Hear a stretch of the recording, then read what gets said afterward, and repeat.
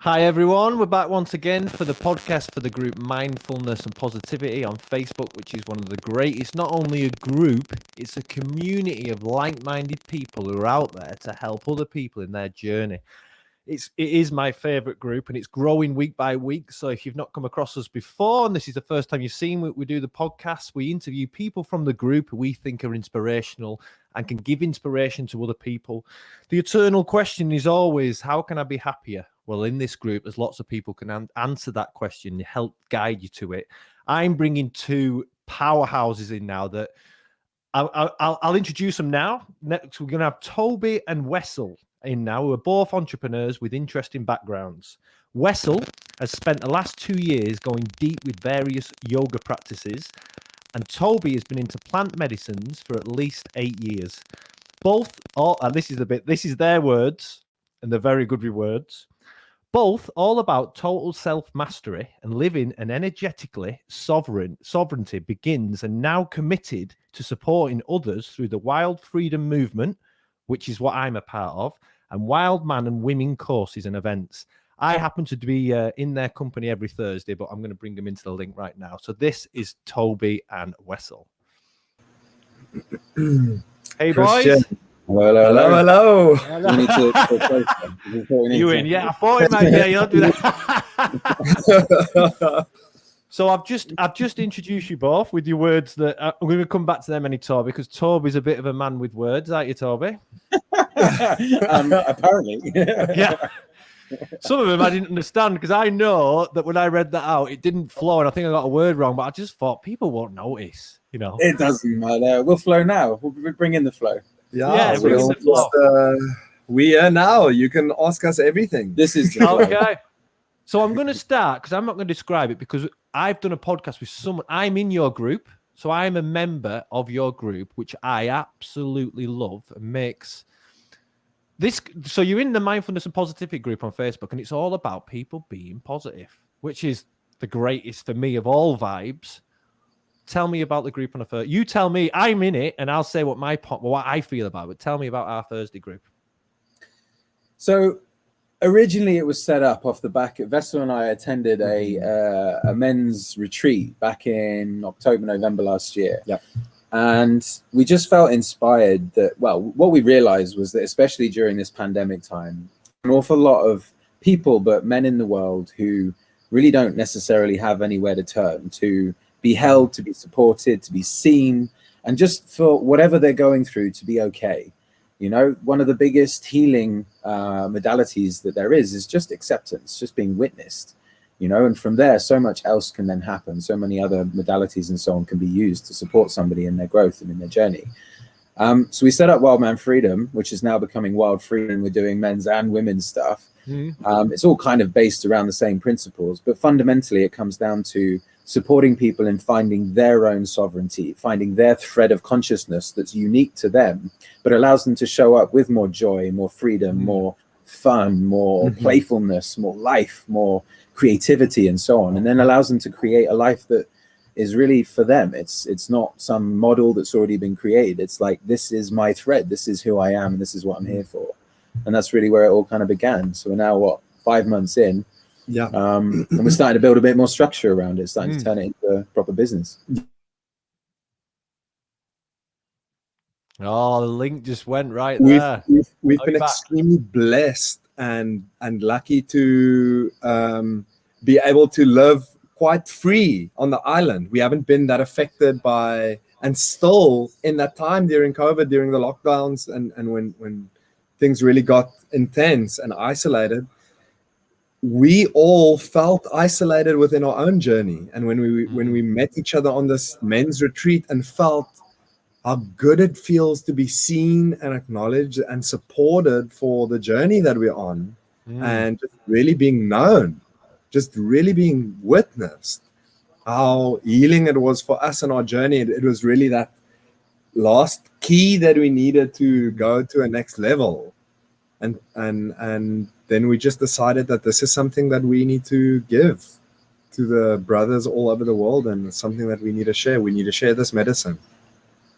It's interesting because, so I'm on it. I'll say my point, Nate. So we all call each other brothers. I love that.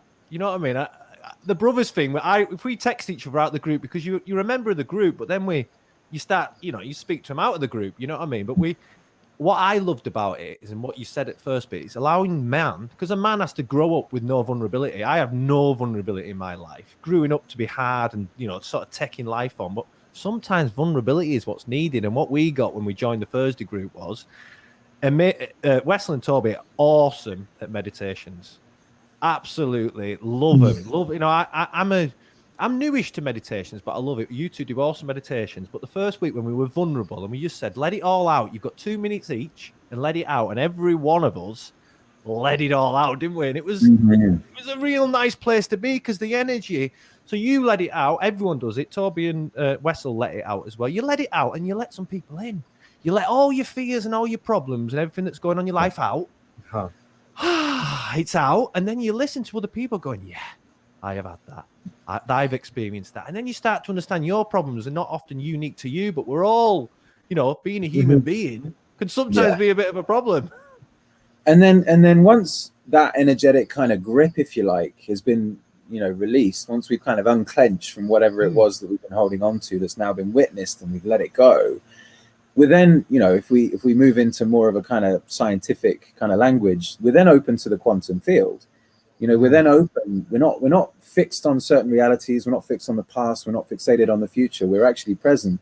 And when we're truly in a surrendered state and in the innocence of witnessing life and just being curious about what else can be experienced, suddenly we've got access to so much more, and we get to allow our choice of how reality shows up for us. And you're amazing at this, Crystal. You choose to wake up in the morning to experience a great day.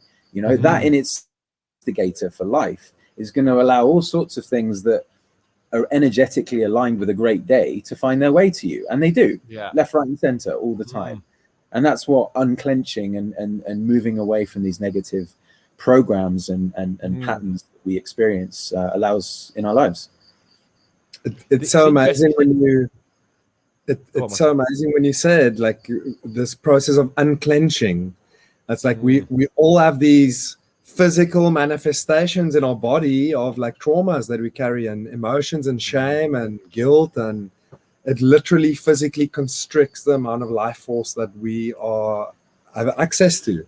And when we actually pierce through that veil of thinking that there's something wrong with me, this is why I'm like this. And we actually just realize that it is just part of the human condition, and we're all human, and we all share these patterns, and we all share these afflictions, and that there's nothing wrong with us. It's a very healing process of revealing yourself and really remembering who you are. So we get it a lot. Like this morning, I'm in this group and I love it because it's people like us.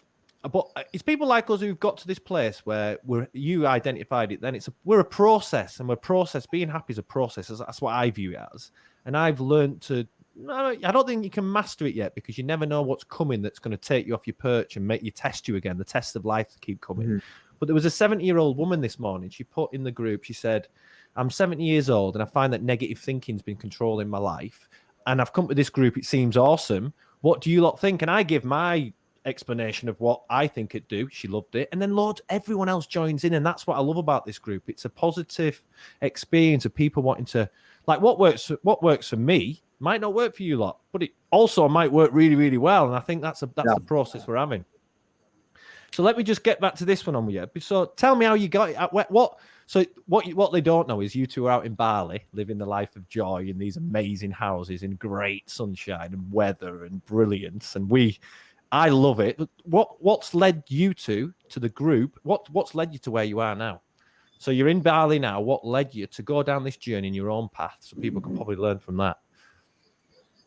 I mean, I can only speak for myself, but a shit ton of fucking up. and slowly but surely learning how not to fuck up quite so much. And allow the slaps and the punches and the bricks that were being thrown at my face to become nudges and then tickles and then, you know, just light urges.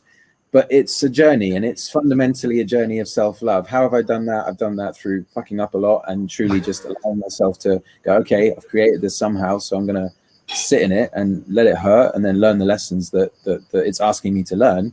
And I got very good at becoming present to that in the moment. So I talk about like having hindsight in the moment. It's an amazing place to get to when you no longer need to wait a year before you start realizing why something happened, but you just go, okay, why is this happening? And you get it there and then. Yeah.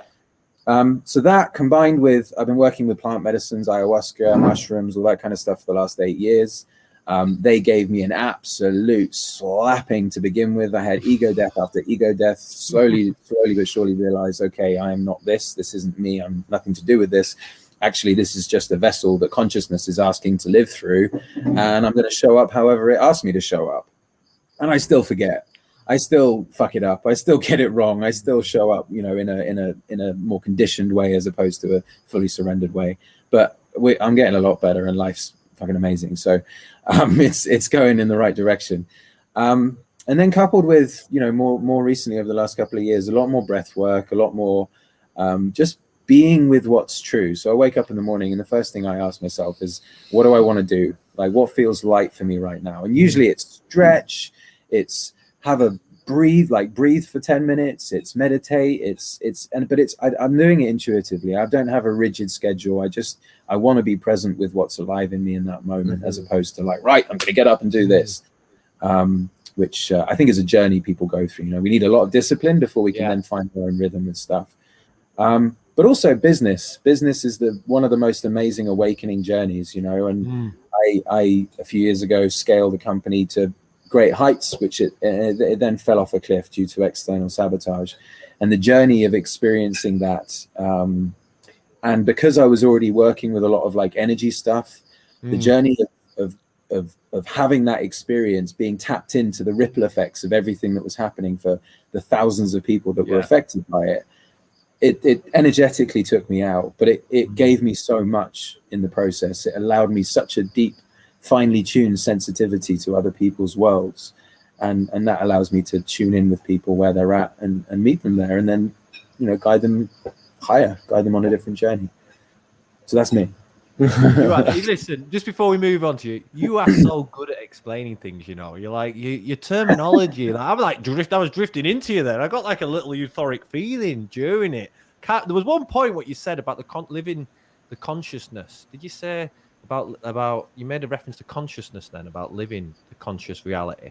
And I think that's a really interesting thing. I think I love listening to you. Let's let Wessel go on. Tell me yours. It's all that hypnosis training I had all those years ago. I know. I was totally drawn into you. I forgot to think. Even me, I was like, can you ask that question again? Because and send me your bank details. It's all just a invitation. So me and Toby both realized that in our human design, it's this intelligent life system. The number 3 comes up for both of us, and it symbolizes this life of trial and error. Fuck ups. This life of fucking up and of like really going through the washer.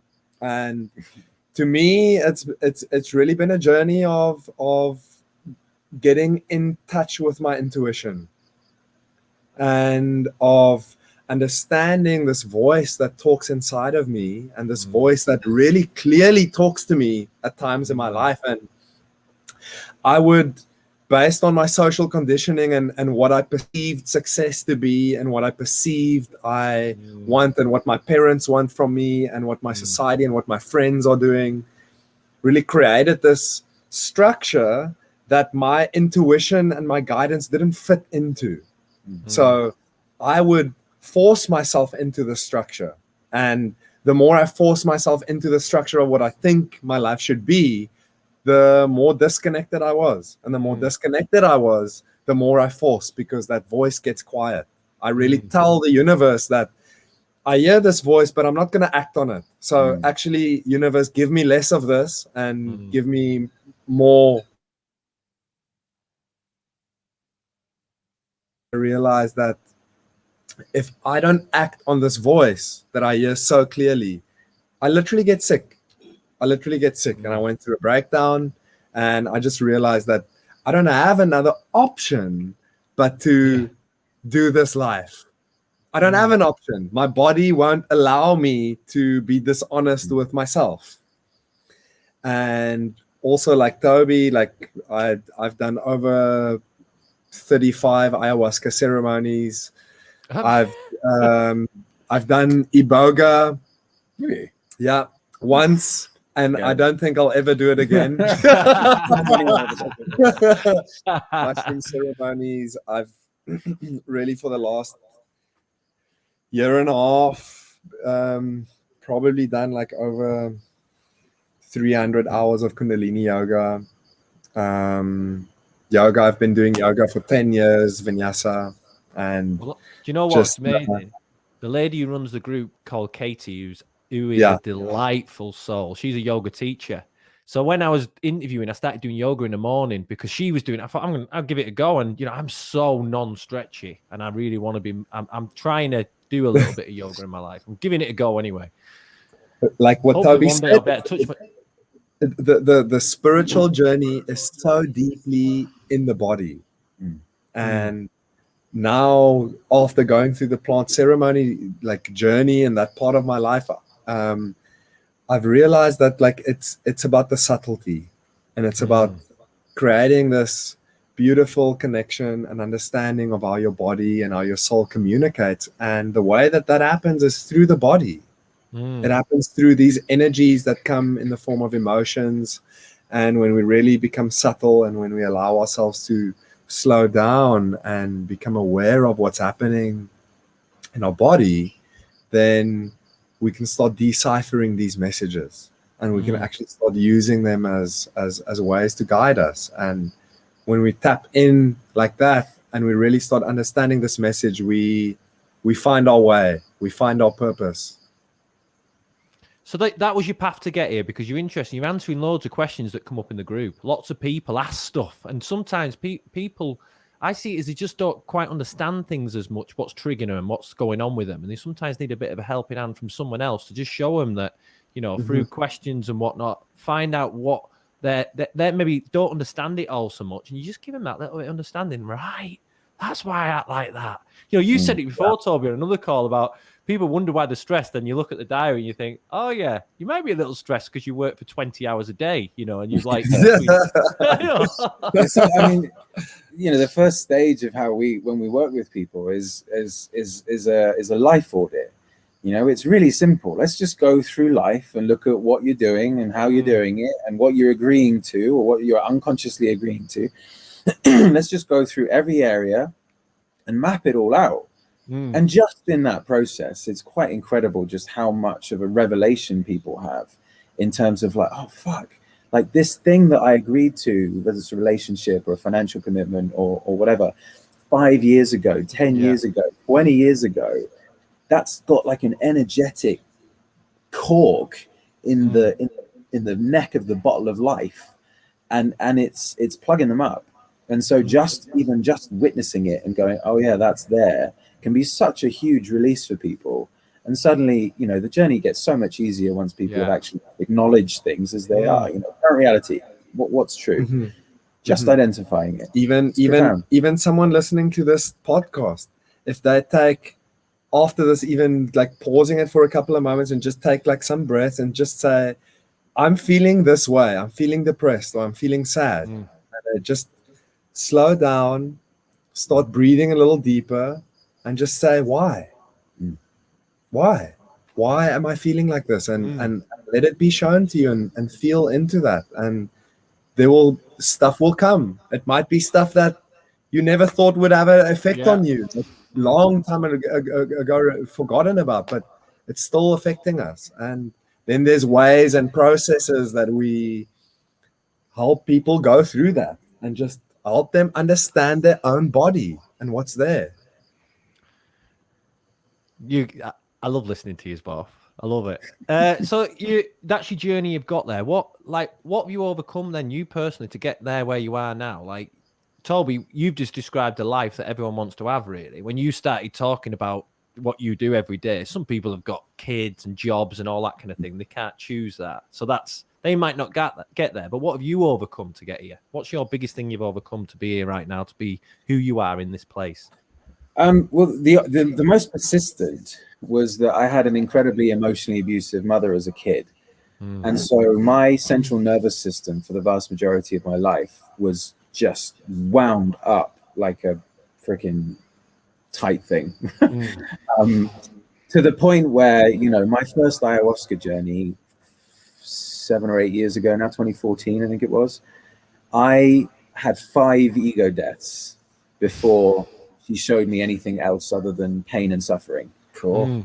And that's how much I had to kind of get through before I could experience joy and pleasure. And the integration of that lesson in terms of letting go in life has just been a continual, after that, she said, right, I'm going to show you everything now. You understand the universe, you're remembering everything, because that's fundamentally what happens when we release these corks. It's always a remembrance. You'll know this from your own upgrades and experiences. You never really learn anything new. You just remember it. It's like, yes. I knew that. It's like this, I feel refreshed somehow again. I feel more me, it's like this remembrance of ourselves. And it's just been a continual basis of that. But what happened was I kept manufacturing and manifesting experiences in my life that mirrored that tension. So I've had loads of really interesting experiences with women in my life, very stressful experiences. I've manifested highs and lows in business like you wouldn't believe. The last company a few years ago, we scaled it to a 300 million valuation in 3 months. And then it got sabotaged. Somebody took it out of the knees and fucked us over, and a whole bunch of shareholders, and it tanked. So everything that I've done has always been quite extreme, because there was an extreme level of tension within me. But that, overcome. Emotional abuse is. I had an experience with a clinical psychologist. Actually, at the beginning of last year, he guided me on a bit of a journey into some inner child work. And after we did it, and we kind of met my 1-year-old and my 4-year-old and my 6-year-old and so on, he said, Toby, I just want to acknowledge something that I don't think you've kind of acknowledged in yourself before. He said, over 50% of people who experience that kind of emotional trauma as a child kill themselves before they're 30. The fact that you're even still here, and the fact that you've kind of done what you've done in life, and that you're reasonably well sorted, one might argue otherwise, but I'm doing all right, is genuinely like, give yourself a pat on the back, like give yourself love for just being alive even. And so from that perspective, like, a lot that isn't overly obvious from the outside and isn't obvious to most people who either. So it's a bit about my journey. Wessel? So funny enough, I had an amazing childhood, and I had in a really beautiful supporting family. Maybe on the contrary, being overly supported, and having this structure where there's expectations of what I should be in my life, and I was always a sensitive, very empathic kid. And I feel everyone around me very deeply. And even in astrology, I'm like a Piscean, a Pisces, like just like a watery element in my life. And for me, it was the process of stepping into my truth of what is right for me. Even after school, I was like just always smart at school and did very well. And I didn't know what I wanted to do after school, but like my father's a doctor, and I just ended up in med school. They filled in the forms for me, and 18-year-old, I didn't really want to be there because it wasn't my calling, but I got placed there. And I didn't have the discernment or the ability in my own life to stand up and say, this is what I want. This is what's good for me. Because that discernment in my own self and my ability to hear my voice and to be still wasn't developed. And I found myself time after time being in positions where I chase a dream and I realize that this dream isn't mine. Yeah. This is not my dream. I've been chasing this dream and now I have it. And I've actually achieved it. And like I achieved big success in South Africa. I'm a business partner. And I realized at the opening day of Gorgeous George, the hotel, downtown hotel we built, that like I'm just deeply unfulfilled by actually everything that I've had to do to complete this, because this was not my dream. This was not my dream. And I had to go through a process of unwinding everything that's structurally built there that was placed there externally. And I had to like really spring clean everything and say, is this my dream? Is this who I want to be, or is this a voice that someone else is putting on me? And through that process, I found myself, and I'm constantly still finding myself and constantly finding more parts that I need to ask the question, is this mine? Is this what I want? I think a lot of people will be in that same boat. I think hearing this, anyone in it will realise that sometimes you live in someone else's dreams, like the parents. But it was quite interesting. I looked at I can't remember, it was your birthday, Wessel, and you got loads of pictures come up on your social media, and I could tell you had a lovely childhood from the pictures. So it had all these pictures, and I sort of thought, oh, you've had a blessing. And sometimes what people see as a blessing, like, yeah, you had that blessing, but you missed something. Some of us were always missing something that we have to find ourselves, and someone else wanted you to do what they wanted you to do. And I did the same with my son when he was, because I was having a bit of a disadvantage, I was a bit naughty and I didn't do things as maybe I should. So I pushed my son I wanted him to go to uni and all things like that. He didn't want it. And what he did was he pulled himself out of school and he said, Dad, I don't want to do it. I'll do the A-levels at college. I don't like school. He went to college, and 2 weeks later he said, Dad, I don't want to do this. I'm getting a 1 year work-based apprenticeship. He did it all, and he showed me, because he's done amazing. And now that was the right path for him. He chose it. He went 3 months on my path, took it away. Now he's way above me. He's doing things that are him entirely, and he's creating this magic himself. And that magic's in us, but sometimes we don't quite know how to tap into what our magic actually is. Totally. And it's this process of like just really understanding what is your magic, what works for you, because we mentioned this earlier. Sometimes we find something that works for one person and it doesn't necessarily work for someone else. Like really tuning into your body and what works for you, what makes you feel at home, what makes you feel loved to yourself, and do more of that. And it's different stages too, everyone's at a different stage in terms of their awareness, their state of consciousness, their ability to be in a place of love and just to show up in love. And depending on, where someone's at on those kind of scales, depends what they need and depends what they can take as well. You offer somebody who's kind of really early in their journey, you give them too intense an experience and it can just destroy their lives, and so you have to meet them where they're at and guide them on what's next, not what just, and again, it's only the ego really that comes in and says, right, well, I did this and I've got here and then I can give you this. It's like, well, yeah, but what if that person can't cope with that? Or you just can't even see it because it's not in their field of perception yet. So it's really just about, I think everyone always thinks someone else has got it more, don't they? Everyone else thinks that, like, you look at someone, on the surface, you look like they've got everything that you want. But when you get to meet them really more, you actually find that they're struggling in a few things. And maybe what they've got this shell around them and then they're too defensive. They won't let anyone in. And what your group did was be vulnerable. Because as men, we're not vulnerable, are we? We're brought up to be protective. I was brought up in a council house and around an area where I had to look after myself. And if you grow up like that, how do you ever let vulnerability in? Because you show vulnerability in bits of Manchester House from, you're going down. Do you know what I mean? It was like that. And all of a sudden, someone said, be vulnerable. Oh. And those patterns continue, when if people don't consciously choose to grow and to grow up in their lives, then those same habits of defense and attack and the kind of schoolboy habits, they go on, they persist throughout life, which is why you get 40, 50, 60-year-olds who are still, getting in fights down the pub on a Friday night.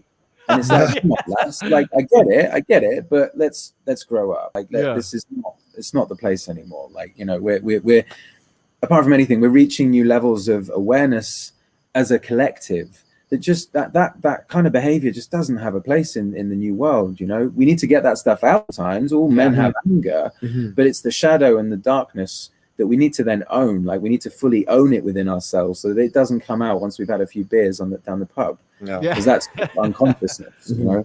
So there's ways and means of moving this energy as well, because it shouldn't be shamed. You know, anger and aggression are beautiful emotions to work with if we understand them and can work with them and transmute them. But they're because it allows us to really own the power that comes from behind them.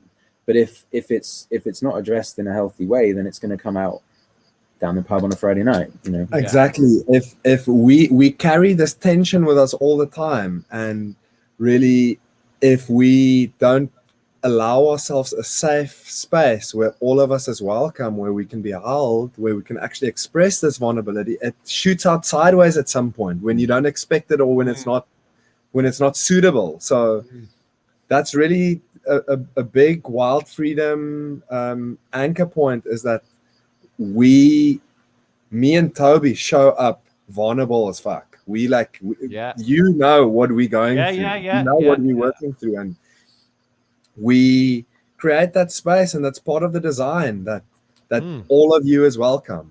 All of you is welcome, and we go first, because we welcome all of ourselves, and that's what we bring the people into. Like, I like that. I've said that to you, haven't I? That it never can go away from you being a part of the members and sharing, because I think like I might have a good, like, I've got a pretty amazing life, and I think a good life and experience it, but I get setbacks. You know, it might be someone else's setback. Something's always going on, isn't it? And, you know, and that, on that Thursday, I might come up and show up with it.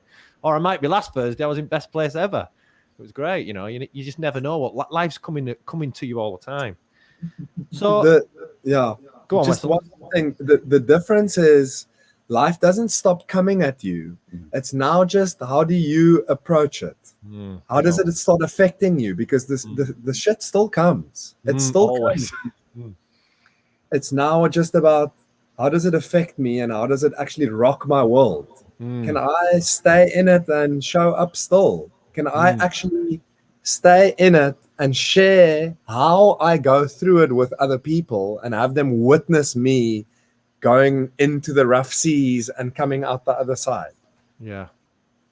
Like, I think that there's no one who's not going to have rough seas, because life catches up with all of us. And it's often, I could walk out of here now and experience someone else by just going to the shop. You never know what you're going to experience. It's how that experience shapes me, that I've learned to someone does something, I've learned to understand them. Why are they acting like that? Is it about me, or is it about them? Because mostly it's got nothing to do with you, unless you know them, and it's a long running thing.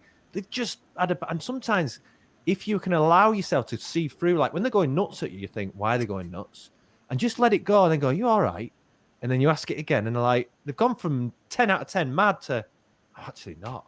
And sometimes I've experienced that now. I don't get caught up in them. I mean, used to be, they'd be getting mad, I'd be getting mad with them. All right, we'll have a mad off, shall we? I can get much madder than you.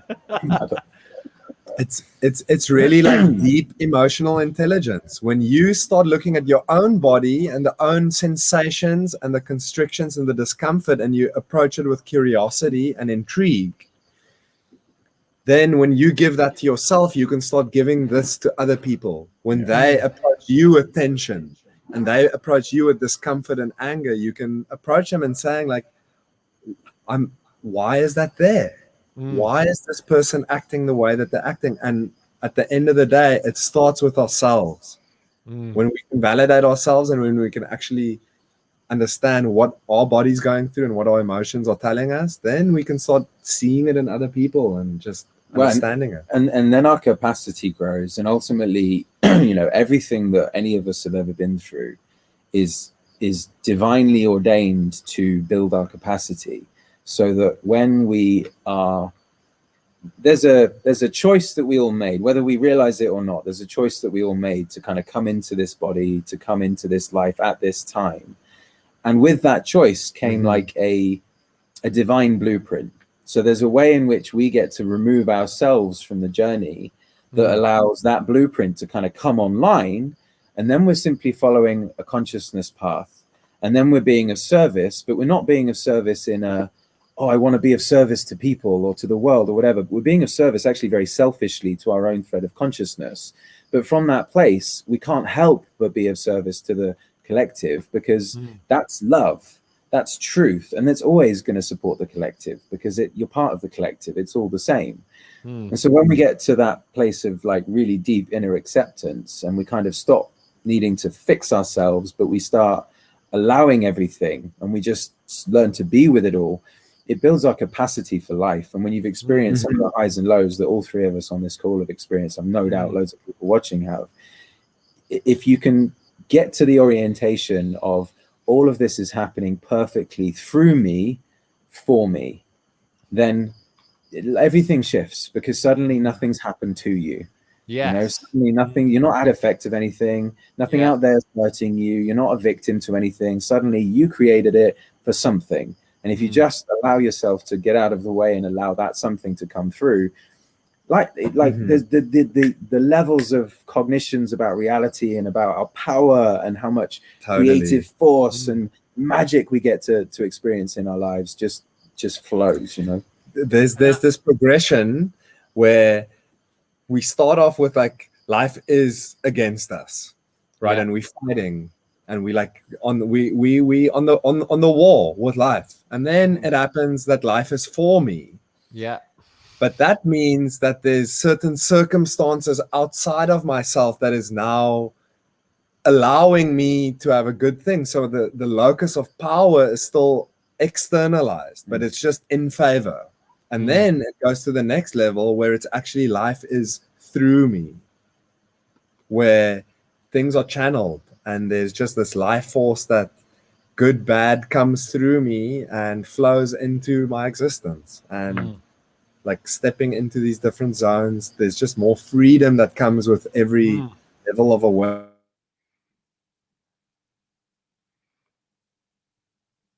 I think Wessel, it only cuts out when it goes on to Wessel. I think Wessel's got such high energy that it cuts out his. Anytime it's only ever cut out on you, Wessel. It's done it 4 times now.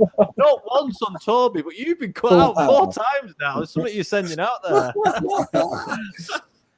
You hit an interesting thing there. That it's like that victim status that I always find people who place themselves as a victim find that everything's coming to them. And like what you just said, it's not coming to us, it's just passing through us. That if we all allowed ourselves to be a victim, we could be a victim to everything. But I'm a victim to nothing. Whatever happens, it's just going through me, it's going on. And what I'm learning to do is every event that happens, big or small, what's this event doing? What, you know, it comes to you first and go, oh no, this has happened. It's been so unlucky. Why against me? Or you can think, this thing's happened. What am I going to do about it? And I tend to think like that now. What am I going to do about it? You know, this might be big or small. I can only do what I can do, and I can't do any more than that. And I think some people go wrong with, they think they have to sort everything right to the end of it, and it's a thing on them. I can only give what I can give, and I don't give myself a hard time if I can't. If something goes over what I can give, I'm like a good person to myself. I think, that's not your thing. Why get caught up in it? But some people get caught up in too much, don't they? And sort of, and so let me go to the next one, actually, because things in the major part of this podcast, because everyone's journey in this is different. But what makes me happy is different to everyone else.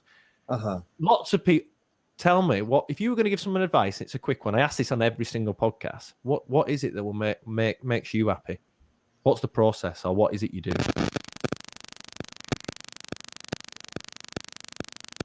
I'll go. Firstly, I am really not a fan of advice. And if I ever really go into a one-on-one conversation with someone, the process is about helping them uncover what's true for them. Because truth is what sets me free, and I rarely ever get that from anyone else. I get hints and I get some guidance, but at the end of the day, what really makes me happy is that feeling that I don't really care what anyone else thinks. Yeah. I know what's right and I know it's true. So if someone asks me for advice, really the process for me starts with like, why do you need advice? What is the matter? What are you looking for? And that mirror is just a valuable thing. Yeah, truth brings freedom, and freedom Yeah. brings happiness, where I get to decide what I do, how I do it, and not having to do anything that I don't want to do ever. Yeah, yeah. You hit the thing on that. I mean, if someone like a lot of people that I know would say that I've never cared about what people think, but I actually have cared about what people think, and it doesn't even matter, because the bits I'm hiding are my best bits. You know, I'm not letting them know about my best bits. They know all my ugly bits because they're the bits they know, and all my best bits I'm scared to show. And it's like I'm personally dealing with that. I'm on with it, and I'm on with thinking I'm doing everything for the good of things. So if people don't like it, because people don't like you all the time. You know, when I do this podcast, someone will put it on and think, "Oh, I hate that guy's face. I hate how he talks." It'll happen. I don't even said out, and it'll happen. But then I'll meet someone else, and they'll go, you just work. You know, I had a guy on the podcast last week called Preston Googe. He was an American guy. And we pick people in the group who we think are really positive and bring stuff. Just before I'm about to go on, I play one of his videos. He's a car salesman in America. I play one of his videos, and he's religious, and he basically does a preaching service on this thing. It was Easter Sunday, and he was talking about it. I judged him, so I went to this podcast thinking, "Oh, it's not, he's going to go on about Jesus and stuff like that," which I don't have a problem with. But I'm a spiritual person, and I think there's so many different religions that I don't, I want them to enjoy what they experience, but I want something more. This guy blew my mind. I've never met anyone like him in my whole life. He didn't want to speak about religion. He was the coolest, most amazing person that I've ever spoke to. He made me cry twice in the call, because he was like, but I went into it judging him off something little. And I think that's what we get scared of, being judged when we let something out about us that is different to everyone else. Yeah. So now I feel also judged, maybe, that we can be number 2 and 3 of your most favorite people. or we can step things up a notch or two and make you cry. Yeah. I cried because he told me some stuff. You know, when someone tells you something about them and they're not doing a sad thing, and they're not doing, some people tell you stuff because they want you to feel sorry for him. He didn't want that. So I was like, it blew my mind, this guy. And he really, every so often we get reminded that you were doing the things that you're trying to overcome. I judged him. I don't try to judge people. I did. And I had to leave the call and think, been proved wrong again by going back to old ways of thinking. Because we can all flick back to old ways of thinking, because how we thought in the past what brought our problems. And if we get to a stage that we don't have them, it's because we think differently. Go on, Toby, you're up next. What makes me happy? I mean, ultimately the same as Wessel, like being free, being able to choose my life. But actually and this is a fine tuning that I'm really leaning into at the moment. Like, what allows me, is probably a better way to put it, to feel truly happy within, is nothing that I'm experiencing outside of myself. It's when I'm in nature and I'm sitting and I'm letting her take everything that's not mine away from me, and I'm just being in innocence and just sitting and being and allowing myself to experience a higher state of consciousness, and allowing nature to speak through me and to give me a guidance and so on. Like, I am most happiest when I'm actually just surrendered to the divine will of my conscious thread. And that's literally, and you were saying this earlier, like, you don't get to get away with things anymore. And that gets to the point where, and especially in an interview, a TED talk that Hoyle did, she said, it's one thing to do a deal with the devil, it's another entirely to do a deal with God. If you do a deal with God and you say, okay, I'm going to follow my highest path, whoa, you better be ready for it, because everything that's not light and pure is going to be shaken out of your life, and you're going to be like really humbled. Like, it's deeply humbling. And to own all of the shadow aspects that have fucked your life up at times, to own all of the, the nonsense you did when you were a teenager, to whatever it is that what's happened in your world, to own it all fully. And so for me, when I'm really, really happy a lot of the time, because I anchor my connection with nature, because without it, I'll put a caveat to that I can achieve the same way if I have to, without being in nature, just by meditating. because sometimes, you know, you might be in a city and there's no parks around or whatever. But fundamentally, it's that connection to something greater than myself. That's what makes me really happy. That allows me to show up and be light and attractive and easy and fun and playful with life, you know.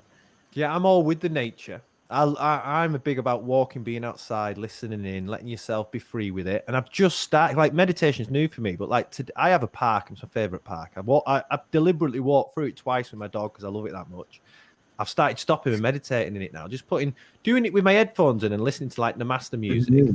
I absolutely I find it's brilliant. And it's a bit like, you know what? I don't ever think, because I sit with my legs crossed, I don't worry anymore about what people think. They'll think, what's he doing? I don't care anymore. And that's what's giving me the freedom to be able to be myself. You know, I don't care if you see me doing that. Well, all I'm trying to do is connect with something deeper inside me. And this is part of my process for me to have a good life, because although we do it intrinsically, I'm a dad, so I want my kids to have a good life. You know, I want my kids' mum to have a good life.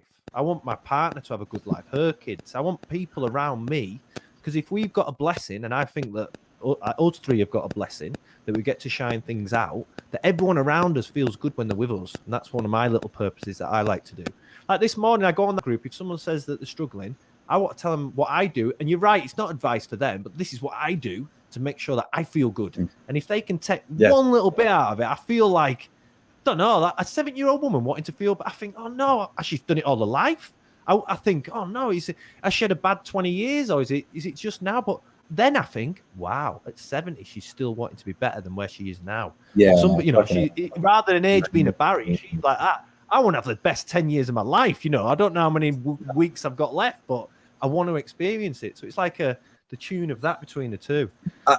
It's just so beautiful, because there's this loop that we fall into in our spiritual growth and into our lives of thinking that this is the way things are.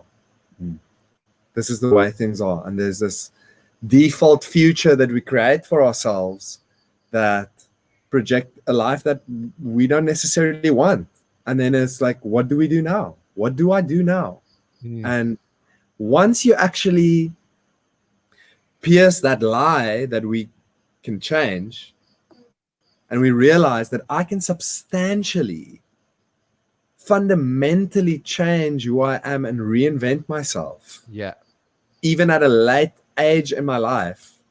And when you take that jump and you actually believe in it enough to like reach out to someone or do something about it, and you start feeling these first new hints of energy entering yourself, and this new positivity and this new like outlook on life, and you start seeing things a little bit different, and all of a sudden you realize, I can change it.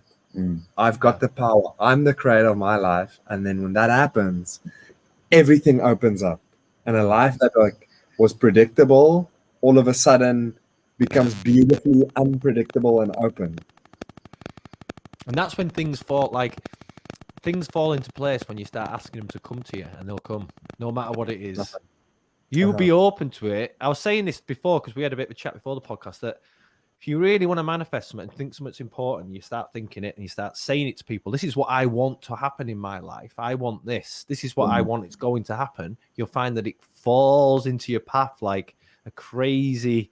Sometimes it's so crazy, you think, it's like, am I being filmed? And someone's actually filming and read one of my notes that I've wrote, and they're actually walking around. Yeah. It's like, sometimes it's like, and a manifestation is something that I don't think everyone understands totally. But once you start to see it and see it coming up in front of you, it's like a magic. It's like a magic power that we've all got inside ourselves, but not everyone's connected to it.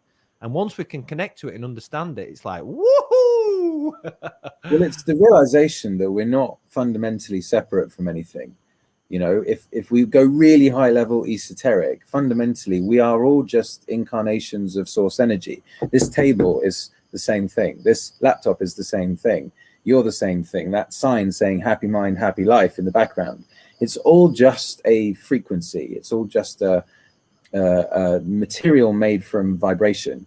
And so when we think of it from that perspective, then if we just allow ourselves to attune to the choices we're making about reality and up level our frequency to more abundance, to more, have better relationships, more sex, whatever it is you want, to more friends, to living in paradise, to like whatever it is that you're choosing to experience in life, then it can't help but vibrate into your experience, because that's how frequency works. Like literally, if we raise it, everything that's on that higher plane has to orientate itself into our existence. And then depending on the kind of nuances of our choices about how we want reality to show up, that'll depend on what then does show up, and whether we're attuned to just the frequencies and the vibration of something, or whether we're like trying to think it and be like, all right, I want a house that's got this and this and this. Now, what about you just want a house that lets you and your family feel loved and warm and cared for, and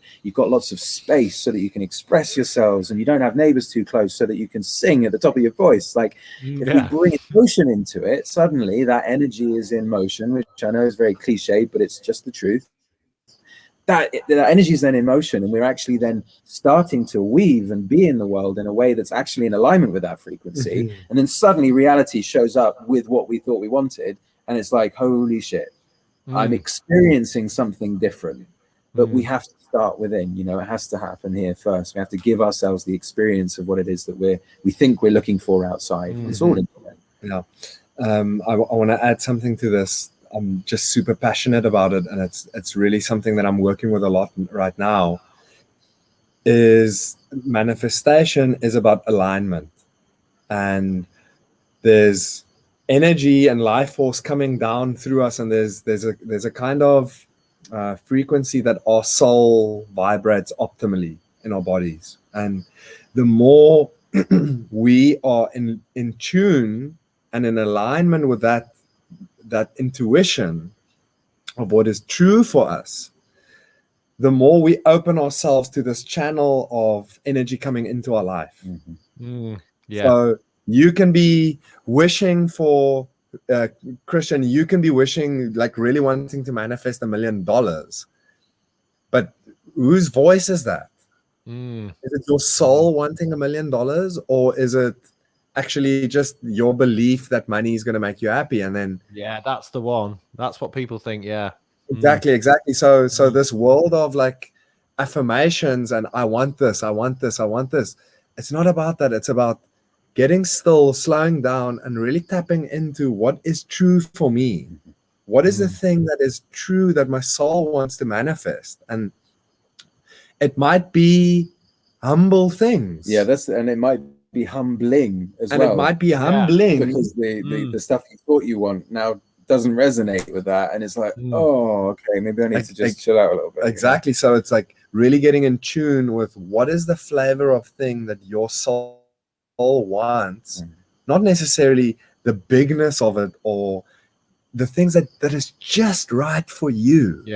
And when you tune into those things, time and space collapses, and then things start happening faster because now your soul is in support of your material world.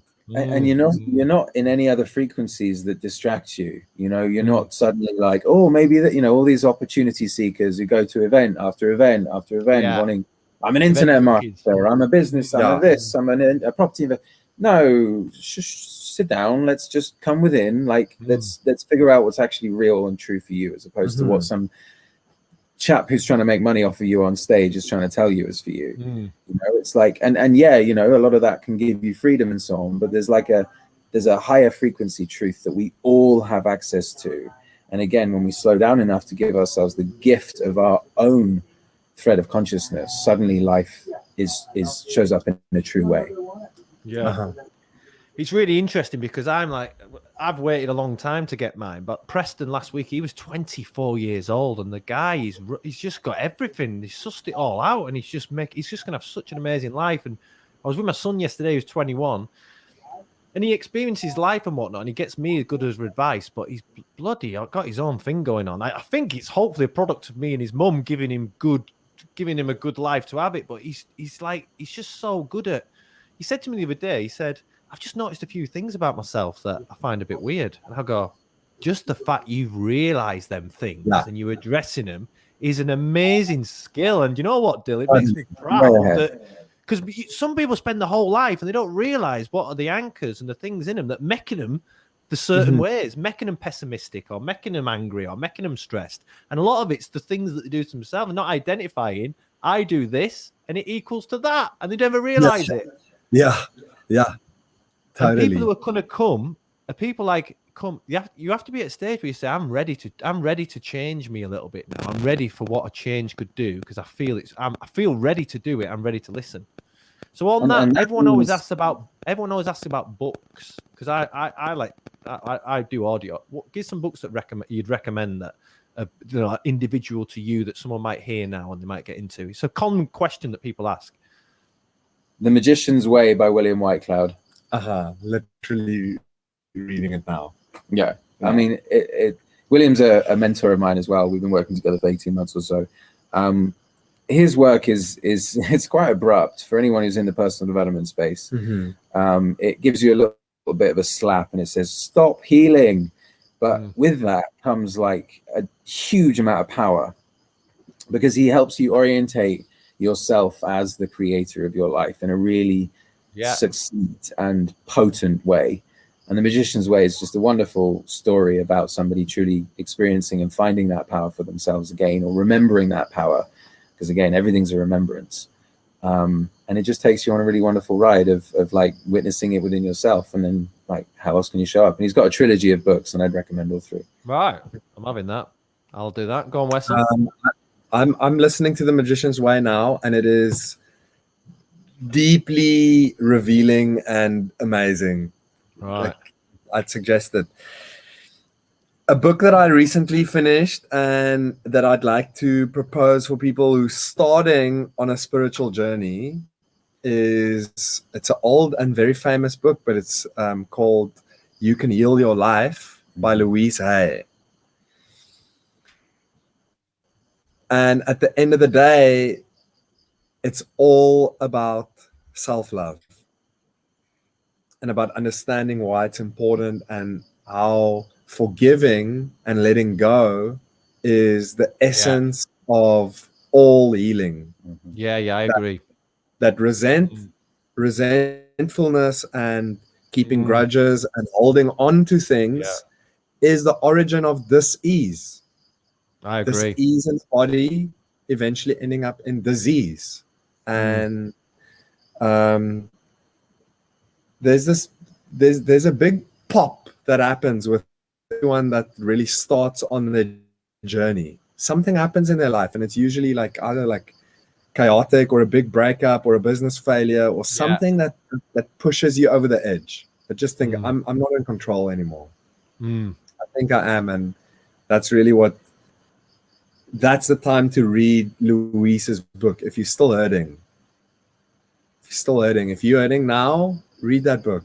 And a lot of people hurt for longer than what they should. It's like one thing is like, it's like death.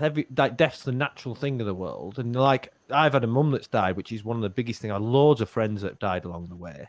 And it's an interesting thing when you're getting over grief. The grief lasts so long, and then, it doesn't ever stop. I never stop thinking of my mum, but I don't feel grief, And some people can get trapped in that forever. And you forget we're living this world, and you're trapped in pain from the past. And pain from the past is going to create pain in the future. So I'm a bit of today's the day, not yesterday, not tomorrow. I want all about today and having having the best existence that I can have. And I get to be in Wild Man Freedom on a Thursday. So every week, Thursday is my favorite day of the week for a few other reasons. I have some other events. I have Thursday morning with you, but I've done some all my life, for 15 years on a Thursday night. So Thursdays for me are like the ultimate day now. So I love them. But thanks, boys. Thank you very much. Is there any kind of finishing thoughts or anything, or where people can catch you at? I'd like to share that me and Toby recently structured a program, a mastermind for men, separate, and for women, to really alchemize this journey and to alchemize this process. And we now at a point where we feel it's ready for the world, and we calling in a group of 10 men and a group of 10 women that we take on this journey for 4 months. And that's one thing that I wanted to mention. So if any of that And I can add to resonates, that. I can add that anyone, after knowing you for 4 months, 'cause I think it's about 4 months that I've been doing something with you, that I recommend you totally. I recommend you've got different styles that work together well, totally different, but then totally combined at the same time. You both have very similar energies, but very different energies as well. And I think collectively they come together for a bit of divine power, and I think it's brilliant. So I'd recommend it for anyone. I'll bring you. I've mentioned you before in other stuff, but you know, I go on a lot in podcasts, but you has come up because it's become a part of my life that I enjoy. And it is an example for people who listening who think that, like, last Thursday, I nearly didn't do it for whatever reason. And sometimes life's about making sure you do the things that make you happy. If you know something makes you happy, don't do that. Don't think, oh, work's more important or whatever else. Leave the lit of them behind and do the things that make you happy, because that's the bit that'll make you shine, and it'll find your inner core that's going forward of, like, if you are happy, everything else in life you can destruct through it. Whereas if you lose your happiness, you lose your spark and you lose the reason to be alive, and that's to enjoy this beautiful planet. Absolutely. And, all right, boys, I'm going to stop this. I'm going to stop this. Go on. Just before Toby as the final say off, because I think Toby needs to just wrap it up for us. I just want to add one more thing. No pressure.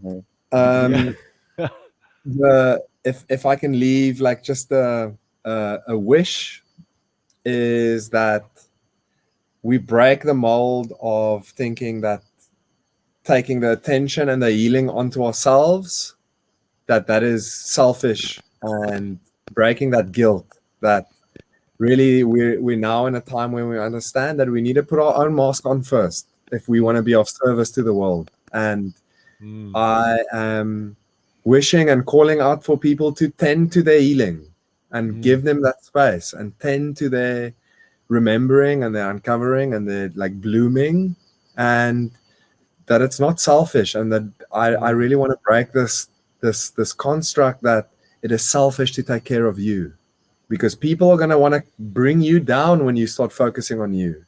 And I've experienced in my own life where people are saying, well, what are you doing now? Like, you're changing. Allow yourself to change and find the people that match you in your change. Find them, be there, go on these groups. Do a course. It doesn't need to be with us. Find someone that can help you and that has a community that you can insert yourself in, that is pro your growth and pro you taking care of yourself. I massively agree with what you just said then, in a huge way. Like I really, really think that's really important. Yeah, hugely. Go on, Toby. You're finishing us off now. Not like literally, right? Like, oh. That's what she said.